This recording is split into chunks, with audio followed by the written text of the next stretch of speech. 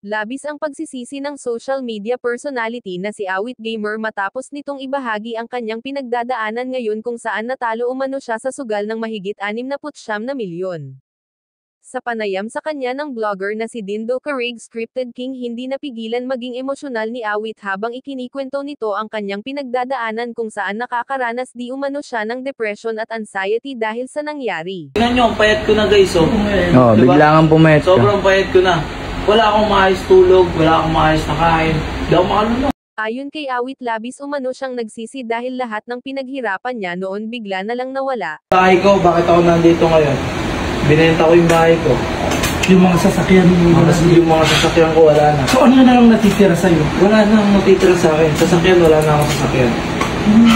Wala, zero balance ako. Kung makikita nyo yung bangko ko, wala po talagang laman. Zero balance po.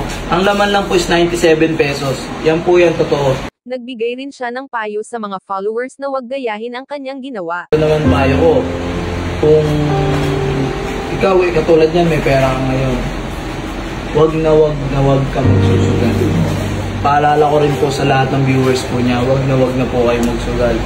Sobrang hirap po malugmok sa pagsugal. Ang hirap po kalaban ng sarili.